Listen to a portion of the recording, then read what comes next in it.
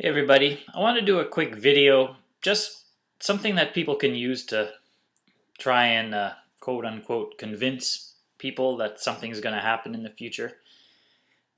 First, let me say I'm not a chart person and I don't believe in all these sort of charts people like to show us, but I do like history. And I want to show you just a handful of charts that just show you that something's going to happen. And these are charts that you could show an elementary school child and they can see patterns. Like, these are patterns of history that are emerging before our eyes. And I think if we don't learn from history, it's like George Satanaya has said, those who don't learn from history are doomed to repeat it. Anyways, this is from the Federal Reserve website. So I said 3 charts, a couple of them overlaid like this. It's an excellent site. Go to it yourself. And I want you to show this to people and have them make their own conclusions. So this is the civilian unemployment rate in the US. They have it starting in the late 40s till now. And it's pretty straightforward, and they got the vertical lines which represent recessions, and you notice basically on average every 7 years or so we have a recession, right? So during the recession, unemployment rates spike up. And then they slowly go down as things get better. Spike up and go down. Pretty straight pattern. I don't know what's going to happen in the future, how much down it's going to go, but, show your elementary school child what they think the next step is going to be after this. And underneath this, I put in, this is the Fed, this is the interest rate, effective interest rate. So, pretty straightforward. And there's the opposite effect. As the recession, as the economy gets better, interest rates slowly go up, and during recessions they spike back down. Obviously, this is the peak in 1980 when interest rates over spiked to about 20%, and then they had to go way back down. Well, here we are in the Great Recession time. It went up to about 4%. We had a big recession. Spike down to 0.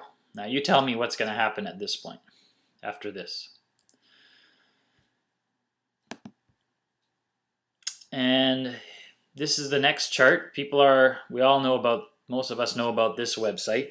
Of course, this website's linked to the Federal Reserve website. And we're all focused on the $19 trillion of debt. But we should also focus on total US debt here, which is this chart right here. Total U.S. debt is $65 trillion. What's interesting to me about this is they discontinued this chart, but it's easily extrapolated from other data.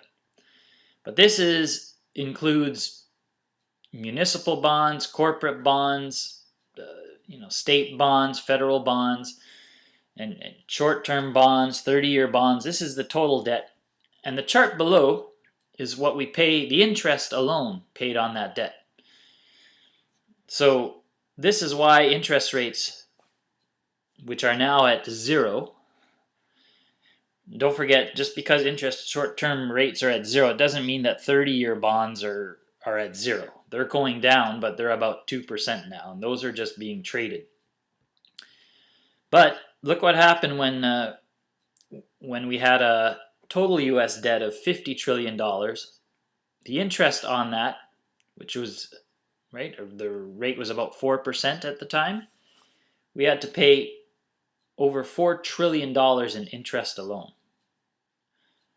From that point on, the Federal Reserve brought rates down to 0, but still we're paying over $2 trillion, and that's slowly going up because our debt's going up.